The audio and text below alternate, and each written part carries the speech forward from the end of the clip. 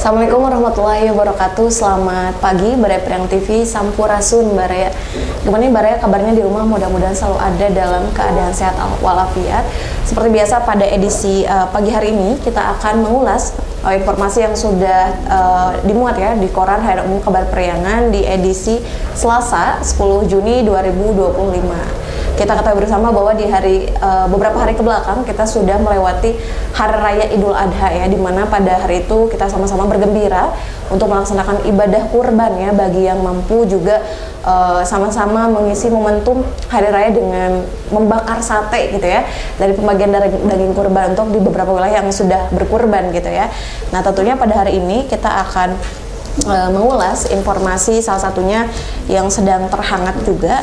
Di sini ada informasi dari tenaga honorer ya, yang memang sangat merasa punya harapan sekali untuk bisa diangkat menjadi tenaga ASN gitu ya. Kita bacakan dulu informasinya. Ribuan honorer di sini minta kepastian, Hilman bergantung pada anggaran katanya ya. Saya bacakan dulu. Pelaksanaan tugas atau PLT Ketua DPRD Kota Tasikmalaya Haji Hilman di sini Wiranata angkat bicara terkait masa atau nasib dari 1.100 tenaga honorer yang memang sampai saat ini masih belum diangkat menjadi pegawai tetap di lingkungan pemerintahan Kota Tasikmalaya. Karena kita ketahui bersama untuk di wilayah pemerintahan Kota Tasikmalaya ini ada total 1.100 tenaga honorer yang memang belum masih mendapat kepastian gitu ya dari pemerintah akan nasib mereka seperti apa gitu ya. Di sini juga hal itu katanya diungkapkan oleh Hilman yang memang menghadiri kegiatan pemotongan hewan kurban di halaman DPRD Kota Tasikmalaya pada Senin 9 Juni 2025. Di sini Hilman menegaskan bahwa proses pengangkatan honorer sangat bergantung pada kemampuan anggaran daerah. Nah, karena memang kalau berbicara tenaga tetap, artinya dari perubahan honorer ke pegawai tetap itu kan tentunya juga ada hal yang harus dipertimbangkan, terutama dalam anggaran daerah yang harus juga bisa diberikan kepada para tenaga tetap gitu. Jadi ini juga merupakan ungkapan dari Hilman yang merupakan pelaksana ya di Ketua DPRD Kota Tasikmalaya. Namun hal tersebut juga ditanggapi oleh Wakil Wali Kota Tasikmalaya. Di sini ada Diki Chandra ya, Pak Diki Chandra yang memang menanggapi hal tersebut gitu. Bahkan sempat ironis dan prihatin juga dari ungkapan yang disampaikan oleh Pak Diki Chandra gitu ya. Wakil Wali Kota Diki Chandra di sini mengaku prihatin dengan situasi tenaga honorer dan memang Diki pun melihat ya ketidakpastian ini membuat kondisi para tenaga non ASN ini makin sulit gitu. Terutama disampaikan juga bahwa memang secara tupoksi saya tidak menangani urusan ini, tapi kalau Pak Wali mengizinkan saya untuk membantu komunikasi dengan backup SDM bahkan ke BKN atau ke Kemenpan, katanya saya tidak menyajikan hasil tapi saya siap untuk menjembatani. Nah hal tersebut juga disampaikan oleh Diki Chandra ya selaku Wakil Wali Kota Tasikmalaya yang memang juga ikut merasa prihatin dalam hal ini gitu. Mudah-mudahan kita doakan Baraya ya untuk para tenaga honorer yang berada di wilayah pemerintah Kota Tasikmalaya ini bisa secepatnya mendapatkan kejelasan dari pemerintah supaya ketidakpastian yang hari ini sedang dirasakan ini bisa menimbulkan harapan baru ya, terutama untuk kesejahteraan juga. Meskipun kalau berbicara peralihan transisi dari tenaga honorer ke tenaga tetap tentunya harus ada anggaran yang memang sudah ditetapkan gitu ya. Baik, kita akan beralih ke informasi di wilayah Ciamis ya. Di sini ada informasi terkait momen hari libur ya, karena memang kita masih di momen Hari Raya Idul Adha ini masih hangat-hangatnya sekali. Jadi kita akan bahas dulu. Di Balai Ciamis ini ramai dengan wisata nih Baraya ya. Momen libur Idul Adha, leuwih pamipin katanya Ciamis diserbu wisatawan. Kenapa kok bisa diserbu gitu ya? Kita akan bacakan dulu. Momen Idul Adha di sini berbarengan dengan libur panjang yang memang tentunya menjadi waktu yang cocok jika dimanfaatkan untuk menikmati alam bersama keluarga.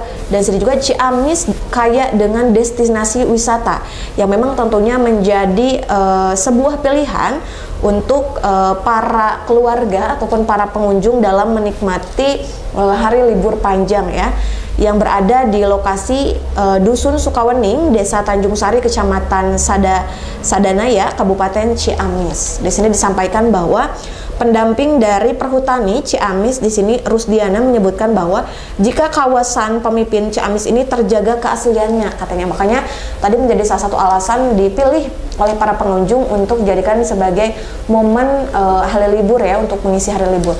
Mereka juga bisa melihat ini meskipun tidak berwarna tapi sekilas kita bisa melihat seperti hamparan batu ya, yang memang ada airnya diselimuti atau dikelilingi oleh pepohonan gitu. Foto ini atau potret dokumentasi ini mengesankan bahwa lokasi tersebut asri dan tentunya diselimuti oleh pemandangan alam yang memanjakan mata gitu ya. Di juga masih disampaikan bahwa menurut Rusdiana sebagai pengelola dari Leuwi Pamipin ini melalui kerjasama katanya dengan kelompok masyarakat setempat juga, kawasan tersebut juga ikut dirawat oleh masyarakat, karena memang kalau berbicara alam ini tentunya harus ada partisipasi antara manusia ya dengan alam. Jadi alam akan tetap terjaga apabila memang manusia juga ikut menjaga alam gitu ya, terutama dengan Leuwi Leuwi Pamipiran ini dijadikan sebagai tempat wisata, artinya pendapatan daerah juga bisa bertambah gitu, karena di sini disebutkan bahwa harga tiket untuk masuk ke lokasi ini cuma dengan kocek 5.000 saja untuk dewasa dan 3.000 untuk anak-anak. Jadi cukup sangat terjangkau, tidak akan membuat saku Baraya ini habis gitu ya, karena dengan kocek tersebut Baraya bisa langsung menikmati pemandangan alam yang begitu luar biasa sekali hanya dengan membayar kocek 5.000 atau 3.000 rupiah saja. Jadi mudah-mudahan dengan adanya destinasi wisata yang berlokasi di Ciamis ini tentunya muncul kembali ya potensi-potensi wisata di wilayah lainnya, sehingga dalam hal ini pendapatan daerah juga bisa bertambah gitu ya, karena ada pemasukan nih dari harga tiket gitu, terutama untuk kesejahteraan masyarakat di sana gitu ya. Baik, kita akan beralih Baraya ke informasi di wilayah Kota Tasikmalaya. Di sini ada wilayah terkait FOMO gitu ya. Ini fenomena pendaki FOMO di Tasikmalaya ini cukup menjadi sorotan juga. Mengapa demikian, kita akan baca dulu. PKPAT dan LMDH desak Perhutani tutup jalur pendakian ke Gunung Talaga Bodas katanya. Fenomena pendaki FOMO di Tasikmalaya mulai meresahkan. Kenapa sih bisa meresahkan gitu ya? Kita akan bacakan dulu. Jalur Arga menjadi titik awal pendakian ke kawasan cagar alam Gunung Talaga Bodas yang memang kini semakin beken katanya di kalangan para pendaki dengan pola tektok, yaitu naik dan turun gunung dalam satu hari. Kalau sekilas kita mendengar informasi tersebut ini cukup mengerikan juga ya. Satu hari satu malam itu menjadi salah satu targetan untuk menaiki dan menuruni gunung. Artinya ini tidak seperti biasanya kan, kalau muncak ya, ibarat kata itu muncak itu biasanya sampai 3 hari 2 malam gitu, atau beberapa hari, tidak hanya 1 hari gitu, karena memang medan untuk menaiki gunung kita tidak tahu seberapa terjang atau ekstrimnya gitu, sehingga para pendaki juga tentunya membutuhkan waktu untuk bisa menaiki dan menuruni gunung. Tapi dengan adanya fenomena pendaki FOMO di Tasikmalaya yang mulai meresahkan ini, artinya tadi sudah mulai ada desakan untuk ditutup gitu ya. Saya bacakan dulu. Hal itu dilakukan karena katanya disebut-sebut memang menawarkan suasana alam yang memukau dan trek yang instagramable katanya. Jalur itu telah memicu lahirnya fenomena pendaki FOMO atau fear of missing out gitu ya. Nah, pendaki seperti ini merupakan pecinta keindahan alam dan pembuat konten yang hanya ikutan tanpa bekal pengetahuan seperti kesiapan fisik dan mental atau kesadaran terhadap konservasi alam gitu ya. Banyak pendaki yang tidak memiliki pemahaman akan menjelajahi kawasan konservasi seperti tidak membawa turun kembali sampahnya, kemudian merusak tanaman endemik di sepanjang jalur pendakian. Jadi selain merasakan, memang karena kalau seperti yang tadi dikatakan, pendaki FOMO ini melakukan pendakian naik turun gunung selama 1 hari. Artinya itu selain ekstrim juga tentunya membahayakan. Tidak hanya membahayakan untuk para pendaki, tapi juga meresahkan para masyarakat ataupun warga yang ada di sekitaran gunung. Kenapa? Karena seperti kurangnya pemahaman ini juga menjadi salah satu hal yang perlu diperhatikan. Artinya menaiki atau menuruni gunung ini perlu adanya kesiapan baik dari fisik, mental ataupun jasmani rohaninya gitu, sehingga para pendaki tidak hanya bisa mendaki begitu saja demi sebuah konten, tapi juga mengetahui ilmu apa yang mereka harus miliki untuk mendaki sebuah gunung gitu ya. Karena kita tahu bahwa kalau berbicara konservasi ini selalu menjadi perhatian gitu ya. Jadi perlu diperhatikan juga untuk para pendaki FOMO di Tasikmalaya ini, tentunya harus kembali memikirkan ulang apa saja nih yang harus kita persiapkan gitu ya untuk melakukan pendakian. Jangan sampai dengan durasi pendakian 1 hari 1 malam itu menyebabkan banyak hal yang berdampak kerugian ya, baik secara pribadi maupun di lingkungan alam sekitar. Mungkin itu saja Baraya yang bisa disampaikan untuk informasi ulas berita pada pagi hari ini. Selebihnya Baraya bisa mengecek di laman portal dan YouTube kita di YouTube Priangan TV untuk mendapatkan kejelasan informasi lainnya.